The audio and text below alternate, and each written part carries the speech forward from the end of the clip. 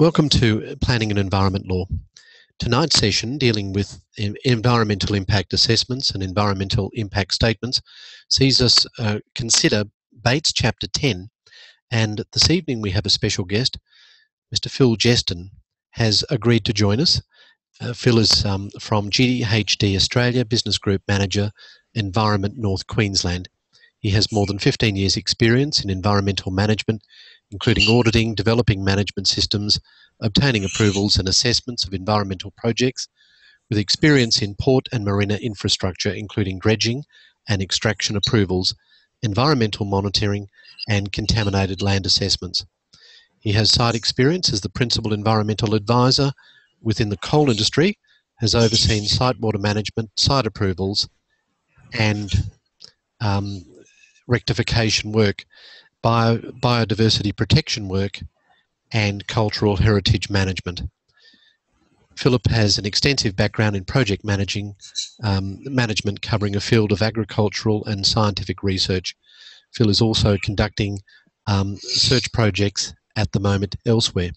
So the heading is to do with environmental impact assessments and environmental impact statements. In that regard, you would have seen from your reading that we need to discuss the federal jurisdiction under the EPBCA in terms of matters of national environmental significance, and there is also commentary in relation to state-based environmental impact assessments, and it concludes with some common criticisms of the EI program. Now, I've foreshadowed that tonight's session will be essentially question and answer as much as possible, so I'll invite you to use the chat line facility or as a means of logging in your question. But at this stage, if I could hand over to you, Phil, perhaps you could like to give us an overview generally of the environmental impact assessment / statement regime. Sure.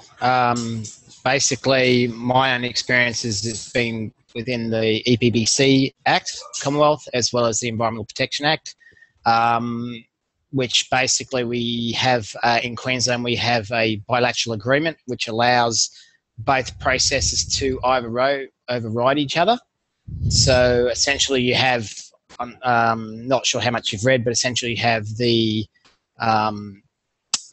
initial stage, which would be your initial advice statement, moving through to your terms of reference, your EIS, and then your assessment process at the end. And then you still, once you've got your EIS approved, whether that be through the Coordinated General process as a significant project or separately under the Environmental Protection Act as a mine, then you still have to get your relevant permits under whatever act applies, which could be anything from the Water Act, Fisheries, Environmental Protection Act. My own experience has been as both as a regulator doing EIS approvals for the state and obtaining approvals through the Commonwealth and state for impact assessments we've done on mining expansions and mining developments. Sorry, Phil, would you like to give us some idea of when an impact assessment is likely to be automatically triggered or when it's likely to be the subject of a recommendation? For under EPBC, basically what you'll have is essentially as the proponent needs to do a self-assessment under EPBC to determine whether or not they think it needs to be referred, and then the Commonwealth will determine whether it's a controlled action. So it can be a controlled action with an EIS requirement, or it could actually be a controlled action subject to environmental management plans. So it may not actually need to go through the EIS process.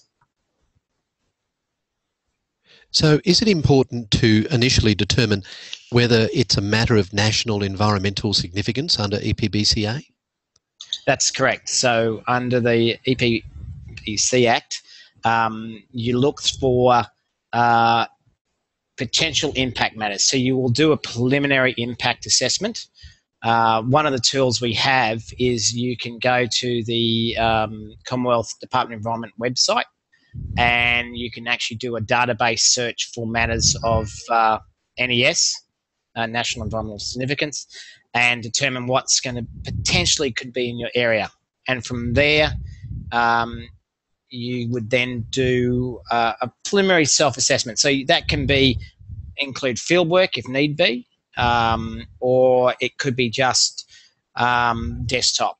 Generally, it's really up to the proponent which way they want to go. But the general view is if you're unsure, it's always advisable to refer it to the Commonwealth Government. Okay.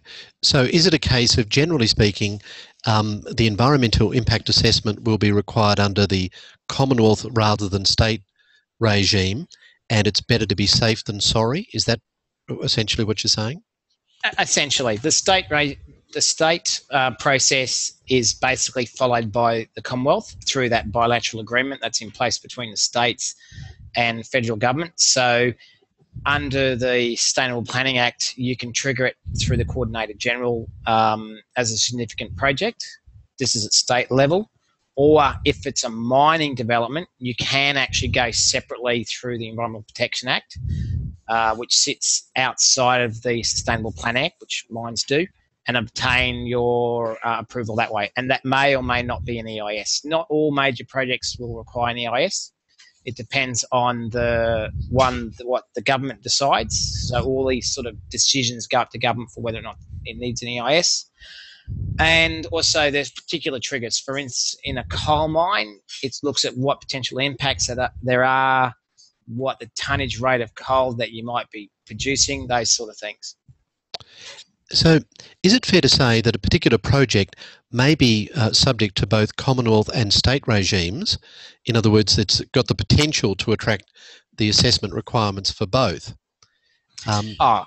In most cases, large significant projects in Queensland, particularly North Queensland, will, because you're often hitting triggers like World Heritage waters, World Heritage catchments. You've got particular species listed under the Federal Government Act, as well as species listed under the State Government Act. So you would have the Nature Conservation Act, which is a state legislation which will look at particular issues and species that are protected or threatened, which are also listed under the EPBC Act. So if, for example, I was a developer and I came to you and said, I want to build a marina in an area which is adjacent to, let's say, the Great Barrier Reef, near some national parks, what sort of advice would you give me in terms of the likely cost and time delays and risks associated with obtaining those preliminary assessments and approvals? Look, you're looking at, depending on how much pre-work's been done, but essentially an EIS can cost you, which is your full environmental assessment against various matters, which will be your noise, land, air, ecology, social, economic, the full works. It could be anywhere from $2 to $4 million to undertake that sort of process. Time frames, you're looking at potentially, I would say, about 18 months just to do the impact assessments. Can be quicker. And then you're looking at about 18 months to get your approvals through the Commonwealth legislation as well as the state legislation. Okay. Thanks, Phil. Phil, I'm going to hand over to Laurie. I'll just unmute him. Laurie has a question in relation to where these applications go. Hello. Now I've got a question. Like, do you lodge them with your Member of Parliament, or is it? Sure. Basically, the acts identify the minister as the person that makes the decision, but in reality, it's delegated down to someone in the public service. So, for instance, for the Environmental Protection Act within Queensland, it'll go to EPA, or more recently with the changes they've had, they go to a department, the State Department of State Planning and Infrastructure, DISDIP, which is a state department.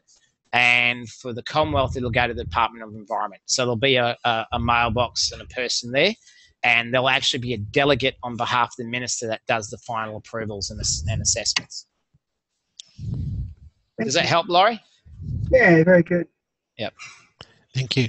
So are there different types of assessments that could be considered, Phil, in different scenarios?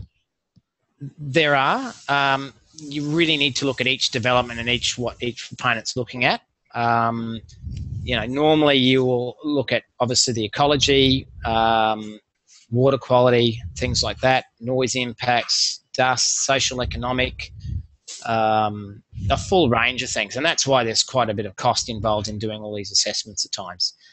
This is for a large development, like a large marina or a new port development.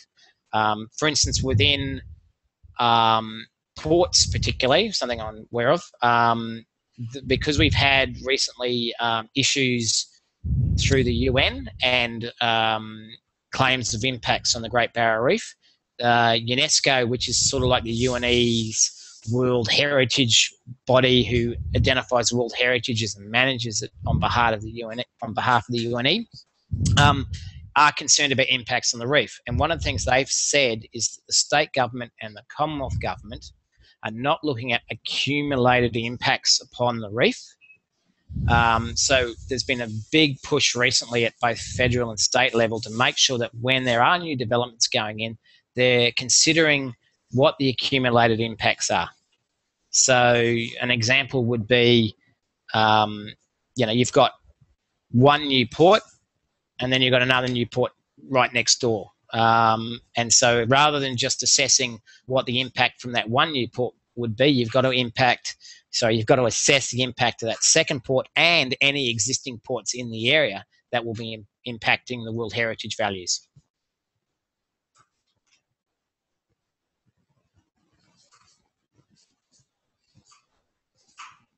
Unmute the microphone.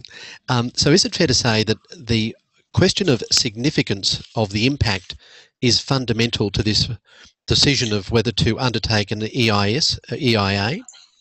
Yes, and to be honest, that is a grey area. It really does come back to consultants like us to determine whether it's significant initially, because you have that self-assessment process. As consultants, we're somewhat risk adverse, so we will generally recommend our clients do actually refer it if we believe it's a bit grey. I've had issues in the past where developments we've had complaints from nearby residents and we've got state approvals but not federal, and the federal government has got involved through a complaint. Thank you. Now I have a question from a student along these lines. Although the precautionary principle is not mentioned in the EPA, they are considered in an EIS situation. Are you able to comment?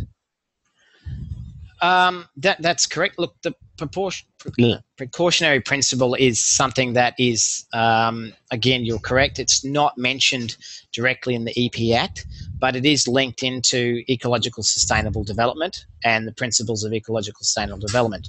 So you will always fall back to that as part of the assessment process.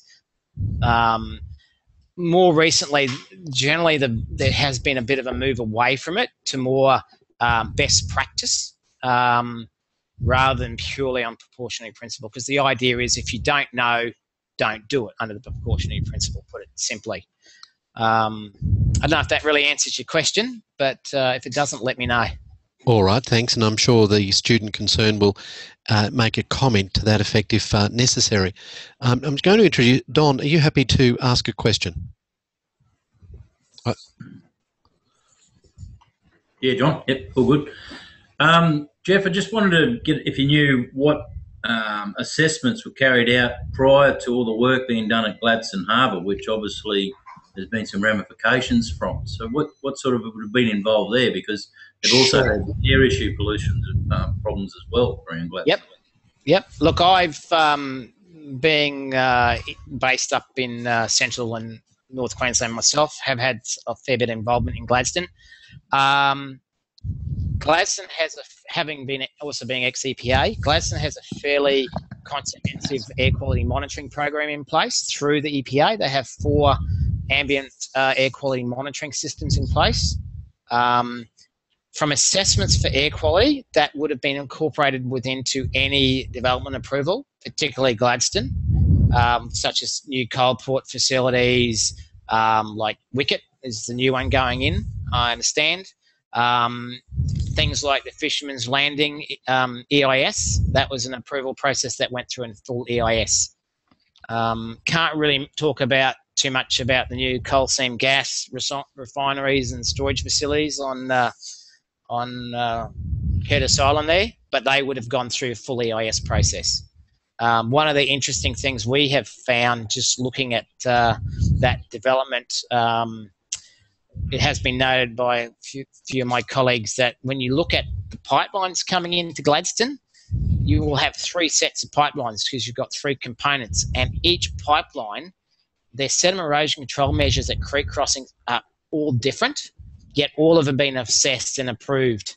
It's just different ways of doing things, you know, even though all 3 cross at the same point. So one might have, you know, grass swales, the other one might have rock armouring, the other one might have some other structures and measures in place. But all 3 went through EIS, all 3 have been approved. What about the dredging process? Like, obviously, there's going to be sediment stir up. Yep. So how do they go about doing an assessment with regards to dredging components on any sort of new or past works? Yep. We basically, for dredging, basically you go out and you do benthic sediment surveys. So you actually go out in a boat, and my team have actually done this at GHD. And you take benthic sediments. So you look at your heavy metals, you look at things like TBT, tributyl tin, you look at acid sulfate soil risk, because once you bring that material up, it can oxidize. You also look at the benthic community, see what's there, see what worms and critters are living in those sediments. So you actually do a full metals, particularly in an existing harbour, metals screen. You also look at the disposal sites, or whether it be water or land-based. So there are very detailed impact assessments done. So you're looking at water quality, you're looking at sediment quality, and you're looking at the ecology. So that can be seagrass, corals, things like that. So the projects I've been involved in, we've done all those things. Seagrass monitoring. In Gladstone, they do a bit of coral monitoring as well.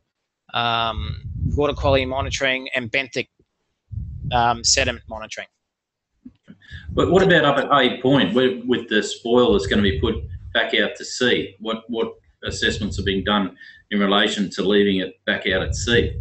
Well, I can only speak generally, but that same sort of case, exactly the same sort of case. Because basically there are guidelines for ocean disposal dumping, which are Commonwealth guidelines. If they don't meet the Commonwealth guidelines, then you can't obviously dump it at sea. And that's part of the assessment process that's done through the federal government, through EPBC. So if they can't dispose of it on water, then it'll have to be land disposal. And often both cases are looked at. And usually they've designated areas for disposal for marine sediments. Okay, thanks for that. That's good. Phil, a student asks, so what part of the EIS allowed the differences/anomalies in pipe crossings to be approved? Basically, it comes back to people weren't and haven't effectively addressed the cumulative impacts. And that would have been actually at the assessment process by the regulator. You've probably, because the coal seam gas work was fairly fast-tracked, I would guess, and I can't, just speaking from experience, but not personal involvement, I would guess that you've probably got 3 different people doing the assessments on 3 different pipelines without someone actually cross-checking across each individual impact assessment. Thank you. So you've ended, and different consultants have made different recommendations for how those crossings should be handled. Perhaps other than being something of a nuisance to the client of the firm, are you able to make any comment about how the project can be impacted by public comments, having been invited once the matter has been referred to the Minister? Sure. I've been in a few issues with public comments. Basically, as part of the impact assessment, all public submissions are looked at, reviewed, and addressed as best as you can. Usually they're consolidated because often, you get the same questions several times. Then that's responded to by the proponent, and that information should be incorporated into the decision process by whether it be the Coordinator General, the EPA, concurrent agencies, whatever role that the different regulators have. But it's really up to those regulators whether they take on board those comments or not. Thank you. In Bates' commentary, it says, I'm sorry, Phil. I was just going to mention, but putting a submission in obviously gives those people the opportunity then to, once it hits a certain stage of the process, you do your submission, but you can then actually challenge the decision at the end of the day if you've put a submission in. Yes. Have you got any advice for consultants generally if called upon to give evidence in court proceedings, if the matter becomes litigious? Not really. I would say that just be factual, just deal with the facts. And that's what consultants do. We just deal with facts. It's science, it's logic, facts. You avoid emotive issues, and often your submissions you get from the general public often are emotive rather than based on science. For instance, and the example would be at Abbott Point, when you read the media with the current dumping, you read the media, it's like they're dumping it actually on the coral reef. But in fact, what this disposal site, I know for a fact, is in an old disposal site. They've done modelling for plume impacts and those sort of things. So, and the sediment's probably suitable. So, but you do get emotive people who are totally opposed to any development. And yeah, sorry, Phil. And it's about as an environmental manager, it's about getting the balance between the wishes of the community, government, and the proponent. Thank you.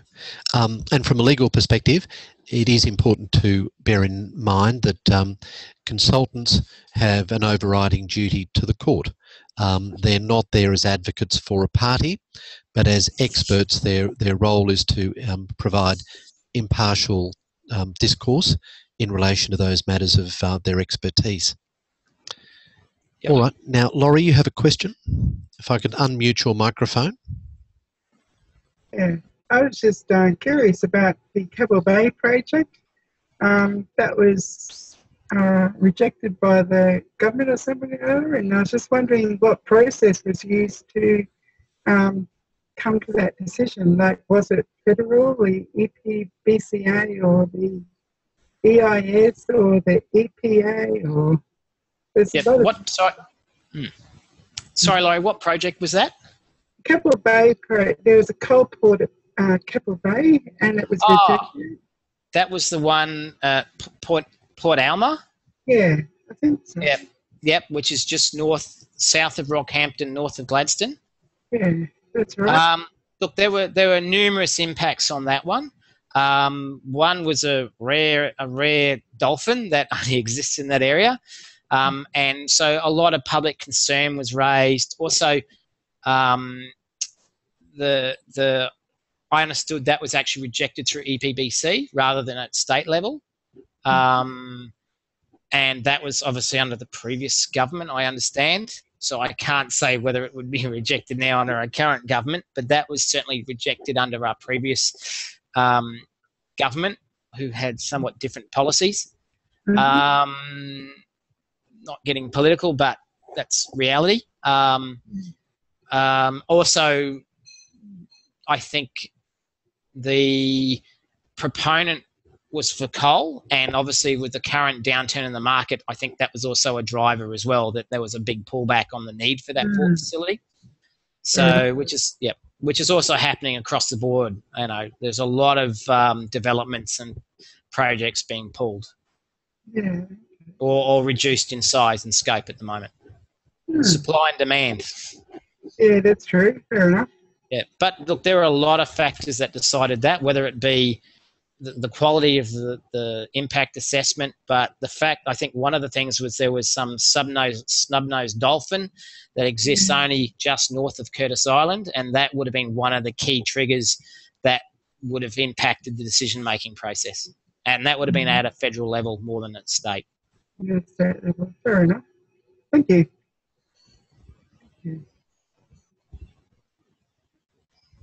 Thanks, Laurie. Phil, you've made reference to the role of the Coordinator General Is that at a state or federal level? That's at a state level for the Coordinator General, and that would be through the Sustainable Planning Act and the Department of State Planning and Infrastructure. So, is there a counterpart to the Coordinator General at a federal level? not really. Basically, you will have an assessment manager that's assigned from the Department of Environment. So at the Commonwealth level, it's done a little bit different, but there will be an overall coordination role that someone's assigned to. My experience. The Coordinator General role within Queensland, it's more about managing all the different departments and bringing into a central body. So, yeah. Sorry, John, you're going to say? No, that's fine. Thank you. No, sorry, I've lost my train of thought. My apologies for that. Does anyone have any questions? Rodney, you made a comment in relation to the precautionary principle. Did you want to just elaborate on that for me? Yeah, I can. Sorry.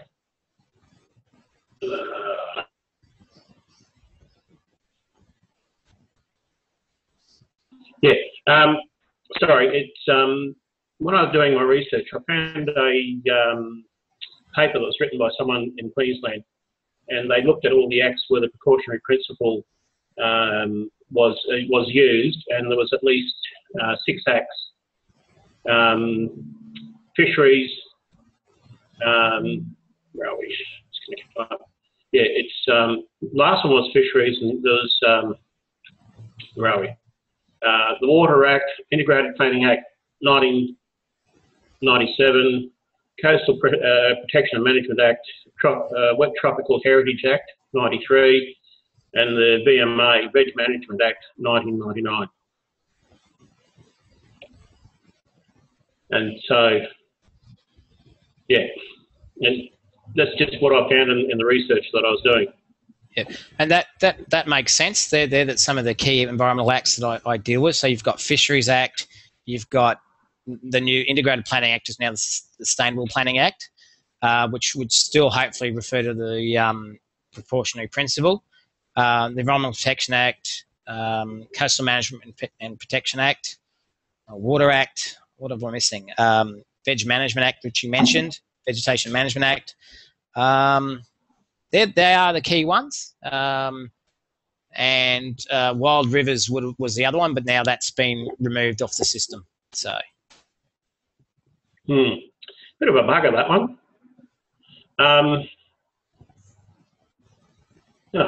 Okay. Just had a bit of an odd one come up on the screen, that was all. Okay, that's all right. Nothing's coming to mind at the moment. It's something.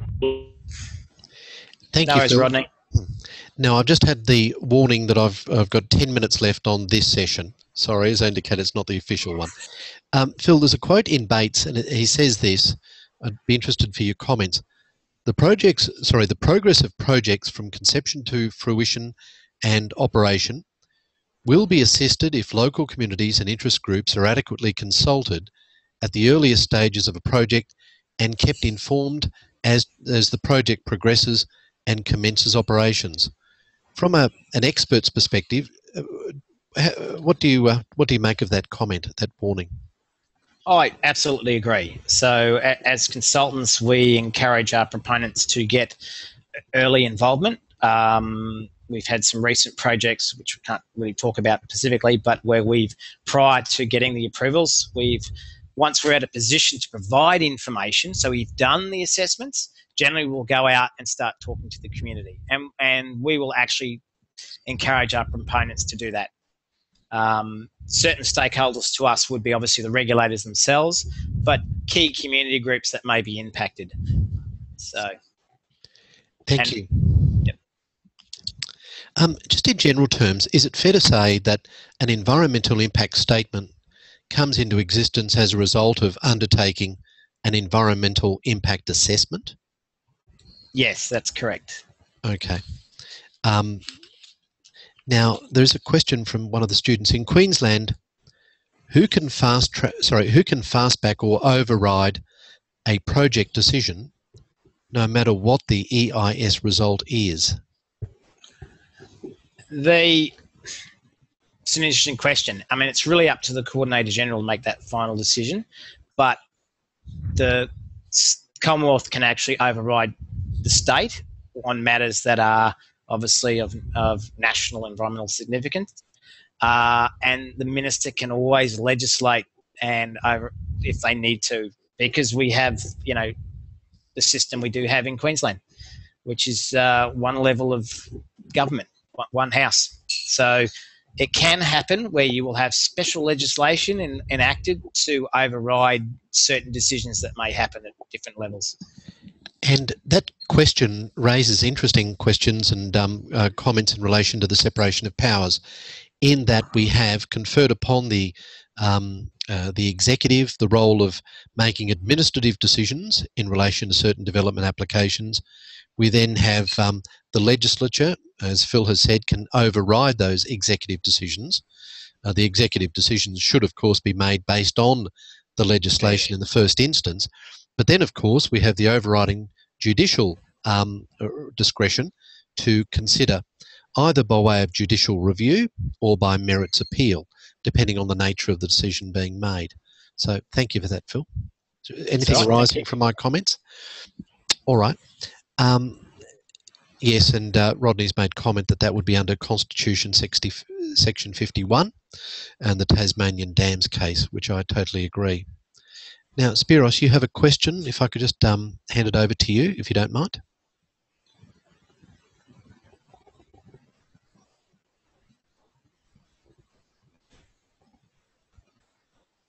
It's always easier when you unmute these things. I'm still not the BCA Act, or EPBCA is used instead of the Environmental Protection Act in Queensland. Why are they using the Queensland Act instead of using the Commonwealth one for major developments? I think that comes back to really a constitutional law. It's where both acts have relevance. So obviously, as you know, the Commonwealth can only administer stuff that has national environmental significance, whereas the state still has control over things like water quality, air quality, and things like that, which isn't actually directly administered through the EPBC Act. So things like water quality, noise impacts still happen at state level. So essentially that's the system we have, because we have, you know, state law and Commonwealth law, and the head of power comes back to the Constitution. So at the moment we still need both bits of legislation. So what are you saying is that the approval will come from a federal sort of level, but then it'll be up to the states to deal with, you know, the rats and mice of the development. Is that what you're saying?